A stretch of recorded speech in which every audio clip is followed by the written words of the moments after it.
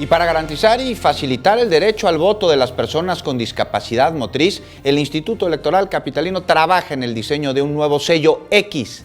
El consejero Yuri Beltrán destacó que uno de los objetivos del Instituto Electoral Capitalino es la eliminación progresiva de los obstáculos que dificultan el ejercicio de los derechos democráticos de toda la ciudadanía. Por ello, la importancia de la nueva herramienta para generar igualdad de condiciones para las personas con discapacidad y también para los adultos mayores que acuden a las casillas y a las mesas de recepción a expresar su voto u opinión. ¿Y en qué consiste el nuevo sello X? Mire, incluye características ergonómicas para que, además de utilizarlo con el antebrazo, también pueda manipularse con la mano, facilitando así su uso a personas con enfermedades como lo puede ser el Parkinson. Igualmente cuenta con una forma perimetral que ayuda a visualizar la boleta o papeleta y con una superficie cóncava que permite diversas posibilidades de agarre.